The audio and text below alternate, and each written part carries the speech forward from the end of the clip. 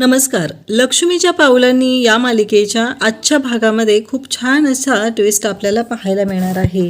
अद्वैत आणि कला दोघंजण मेड फॉर ईच अदर आहेत. दोघांच्या डोक्यातून विचार हे एकसारखे बाहेर येतात हे आपल्याला या व्हिडिओमध्ये पाहायला मिळणार आहे. राहुल आणि नैनाच्या लग्नाचा मुहूर्त हा 4 दिवसानंतरचा निघालेला आहे आणि त्यासाठी आता चांदेकरांच्या घरी तयारी सुरू झालेली आहे. आबांनी सगळ्यांना सांगितलेलं आहे की तयारी ही जोरदार झाली पाहिजे. लग्न जरी साध्या पद्धतीनं करणार असलो तरी सगळ्या गोष्टी ह्या व्यवस्थितच व्हायला पाहिजेत. आता त्यासाठी सगळी तयारी सुरू आहे. अद्वैत आणि कला दोघंही तयारीला लागलेले आहेत. त्यांना सामानाची त्याचबरोबर सर्व याद्या करायला सांगितलेल्या आहेत. कला ही अद्वैतच्या रूममध्ये आलेली असते आणि ती लिस्ट तयार करायला घेते. तर अद्वैत म्हणतो तू तुझ्या डायरीमध्ये बनव, माझी मी लॅपटॉपवरती बनवणार आहे. आणि मग झाली की नाही लिस्ट हे बघण्यासाठी तिथे राहुल आलेला असतो आणि राहुल म्हणतो दे. आणि दोघंजण वेगवेगळ्या सेपरेट लिस्ट देतात आणि राहुल ते लिस्ट पाहतो आणि म्हणतो खरंच काय सॉलिड आहात रे तुम्ही दोघंजण, अगदी मेड फॉर ईच अदर आहोत. तर अदर आहात कारण सेमच लिस्ट तुम्ही तयार केलेल्या आहात. तर हे दोघंही म्हणतात की नाही, आम्ही दोघंही मेड फॉर ईच अदर नाहीत. आता आजच्या भागाचा रिव्ह्यू आपण सुरू करूया. तर संगीता ही निघालेली असते. जाताना ती आबांना म्हणते की आबासाहेब निघतो आता आम्ही. तर सगळे आबा म्हणत असतात की अहो जेवण करून जा, तुमच्या लेकीने खूप सुंदर असा स्वयंपाक केलेला आहे, सुगरण आहे ती, खाऊन तर जा. तेव्हा ती म्हणते की नाही काजल आणि ते घरीच आहेत, मला त्यांच्यासाठी तिथे गेलं पाहिजे, ते वाट बघत बसलेले असणार आहेत ना, नको जेवायला. तेव्हा आबा रजनीला सांगतात की रजनी त्यांना प्रसाद दे गं कलाच्या बाबांसाठी घरी. मग रजनी डबा भरून आणते आणि प्रसाद देते. आता संगीता जाताना सरोजलाही नमस्कार करते, त्याचबरोबर रोहिणीलाही नमस्कार करते आणि तिथून निघत असते. त्यावेळेस नैना आबांना नमस्कार करायसाठी जाते आणि नैना वाकून नमस्कार करत असते. आबा तेव्हा म्हणतात की थांब आणि आबा नैनाला थांबवतात, तिला नमस्कार करू देत नाहीत आणि नंतर म्हणतात की या वयात वाकायचं नसतं, काळजी घ्यायची असते स्वतःची अशा परिस्थितीमध्ये. त्यानंतर आपल्याला पाहायला मिळतं की संगीता आणि नैना घरी आलेले असतात. संगीताला खूप आनंद झालेला असतो, ती नाचत असते, उड्या मारत असते, तर डान्स करत असते. तेव्हा तिथे दिनकर विचारतो की नक्की काय आहे, कारण हे कशासाठी आणि एवढी खुश का आहेस तू. तेव्हा संगीता सांगते की आपली लेक ही आनंदात आहे, या गोष्टीसाठी मी एवढी खुश आहे. आपली लेक ही सुखात आहे, तिला काहीच प्रॉब्लेम नाही, तिला तो मान सन्मान सर्व काही तिथं भेटत आहे. त्यावेळेस संगीता असं म्हटल्यानंतर दिनकर म्हणतो म्हणायचं आहे काय तुला नक्की. तेव्हा ती सांगते की हो. तर तिथे नैना म्हणत असते की काय एवढी माणसं नोकर चाकर असताना तिथं स्वतः राबत असते. संगीता म्हणते की तिने त्याच गुणामुळे सगळ्यांना आपलंसं केलेलं आहे, जी गोष्ट तुला कधीच जमू शकणार नाही, कारण माझी ही जी पोरगी आहे ती खरंच गुणाची आहे. तेव्हा दिनकर म्हणतो की काय खरंच सांगतेस तू हे. तेव्हा संगीता म्हणते हो मी खरंच सांगते अहो, आपली मुलगी सुखात आहे तिथं.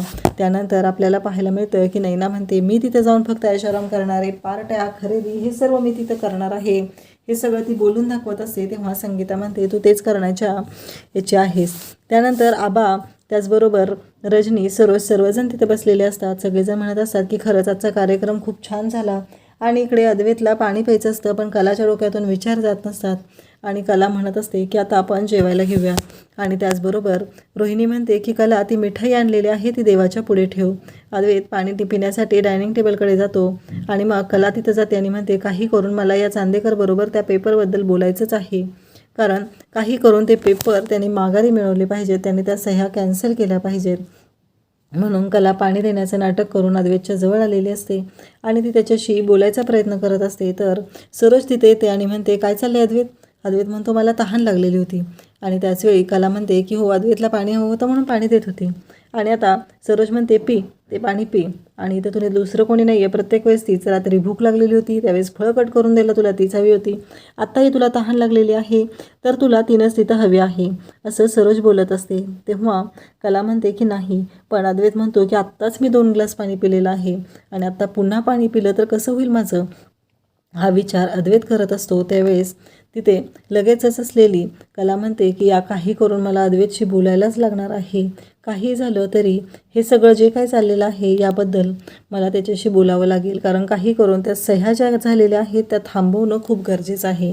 इकडे आपल्याला पाहायला मिळतं की नैना जोरजोरात गाणी लावून ती नेल पॉलिश करायला लावत असते. त्यावेळेस तिथे काजल असते, ती म्हणते मला अभ्यास करायचा आहे, माझी परीक्षा आहे, पण नैना मात्र ऐकायला तयार नसते. त्यावेळेस आपल्याला पाहायला मिळतं की संगीता तिथे येते आणि तिला ओरडायला सुरुवात करते, म्हणते तुला कळतंय का काय चाललेलं आहे ते, कारण आज बघितलंस ना, आणि तिचा पेपर आहे त्याचबरोबर ते झोपलेले आहेत ना तिथं, काम करून सकाळी जातात ते लवकर आणि आत्ता आलेले आहे, तुझ्या लक्षात येत नाही का, असं म्हणत ती बोलत असते. त्याच वेळी दिनकर तिथून जायला निघतो. इकडे आपल्याला पाहायला मिळतं की राहुल म्हणत असतो की मम्मा हे कसं पॉसिबल झालेलं आहे, आबांनी माझ्या नावावर केलेलं आहे हे सगळं. त्यावेळेस रोहिणी सांगते की नाही, हे पॉसिबल झालेलं नाही, आबांनी केलेलं नाही, तर हे मी केलेलं आहे. आता काही करून तू काय गोंधळ घालून ठेवलेला आहे ना, त्यासाठी मला हे सर्व करायला लागलेलं आहे. काही झालं तरी मला हे करावं लागणार होतं, आणि काही झालं तरी आपला फायदा कसा आहे हे बघणं गरजेचं आहे. आणि तू काय दिवे लावतोस ते मला माहिती आहे, ते मी बघितलं मगाशी तुझ्या रूममध्ये आल्यावर. तेव्हा राहुल म्हणतो मी काहीच करत नव्हतो, ती चाललेली होती माझ्या रूममध्ये. तेव्हा रोहिणी म्हणते की नाही, काही झालं तरी हे सगळं थांबलंच पाहिजे, आणि तुझे जे नाटकं चाललेले आहेत ती बंद झाली पाहिजेत, आणि आता जरा व्यवस्थित राहायला शिक, असं म्हणत ती राहुलला ओरडत असते. त्यानंतर कला सर्वांना तिथे बडीशेप देते आणि तिथून चाललेली असते, कारण अद्वैत तिथं अजून नसतो. ती म्हणते अद्वैत त्याच्या रूममध्ये आहे, मला त्याच्याशी तिथं जाऊन बोलावं लागेल, म्हणून ती अद्वैतशी बोलण्यासाठी जात असते. तेवढ्यात तिथे लगेचच सरोज येते आणि सरोज म्हणते की तू कुठे चाललेली आहेस. तेव्हा कला सांगते की अद्वैतला बडीशेप द्यायला. तेव्हा सरोज म्हणते कुठेही जायची काहीही गरज नाही, आणि ती अंजूला बोलवते. इकडे सोहम गाडीवरती निघालेला असतो आणि त्याची गाडी बंद पडते. भर उन्हात तो तिथं रस्त्यात असतो, आणि तेवढ्यात काजल तिथे येते आणि काजल म्हणते की काय झालं रे भित्रा, असं म्हणत ती त्याच्या पाठीत जोरदार धपाटा देते. तेव्हा तो म्हणतो काय चाललंय गो तुझं, असं काय करतेस तू प्रत्येक वेळेस, असं म्हणत तिच्याशी बोलत असतो.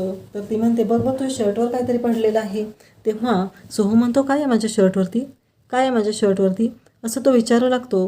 तेव्हा ती म्हणते काही नाही रे, माशी होती गेली उडून, असं म्हणत तिनं विषय उडवून लावते. त्यानंतर आपल्याला पाहायला मिळतं की ती सोहमशी बोलत असते, सोहमला सांगत असते की हे सगळं जे काय चाललेलं आहे ते व्यवस्थित होण्यासाठी आपण प्रयत्न करतोय आपली तर तो म्हणतो माझी कलाताई ग्रेटच आहे, ती हुशारच आहे, असं काजल सांगत असते. कला किती हुशार आहे, त्याचबरोबर कला हे सगळं कसं मॅनेज करते हे सोहम सांगत असतो, आणि तिचं कौतुक होतं आहे. त्याचवेळी काजल म्हणते की हो खूप छान वाटलेलं आहे, सगळं व्यवस्थित झालेलं आहे हे तो बोलत असतो, आणि त्याचबरोबर कलाला जो मान मिळतो आहे यामुळं सगळं सुखात आहे हे बोललं जात असतं.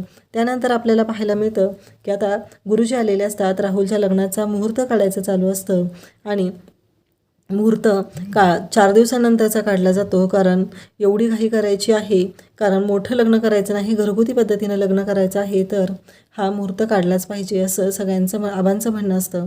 4 दिवसानंतरचा मुहूर्त आहे, सगळ्यांनी जोरदार तयारीला लागायचं आहे, हे आबांनी सगळ्यांना आता ठणकावून सांगितलेलं आहे. त्याचबरोबर आपल्याला हे पाहायला मिळतं की कला आणि अद्वैतवर ही जबाबदारी दिली जाते. आता सगळ्या लिस्ट बनवायचं काम कला आणि अद्वैतला सांगितलं जातं, आणि त्यावेळेस कला अद्वैतच्या रूममध्ये आलेली असते. तर कला विचारते कुठून कामाला सुरुवात करायची, तर लगेचच अद्वैत म्हणतो की हो तू इथून घराबाहेर जा, मग आपण कामाला सुरुवात करूया. त्यानंतर आपल्याला पाहायला मिळतं की अद्वैत आणि कला लिस्ट बनवत आहेत, आणि त्याचबरोबर तिथे अद्वैत लिस्ट बनवतो, तो लॅपटॉपवर बनवत असतो. सोहम तिथे येतो आणि म्हणतो तुम्ही जी लिस्ट बनवलेली ती हवी आहे, आणि सोहम दोघांनी दिलेल्या लिस्ट पाहतो आणि म्हणतो खरंच मेड फॉर ईच अदर आहात तुम्ही. तेव्हा अद्वैत आणि कला एकमेकांकडे पाहतात आणि ते म्हणतात की नाही, made for not each other आहोत आम्ही, काही झालं तरी आम्ही एकमेकांसारखे नाही, तसं ते बोलत आहेत. आणि कला आणि अद्वैत अगदी ॲटिट्यूड देऊन एकमेकांना तिथे बेडवरती बसलेले असतात. अशाच अपडेट्ससाठी चॅनलला सबस्क्राईब करा. थँक्यू.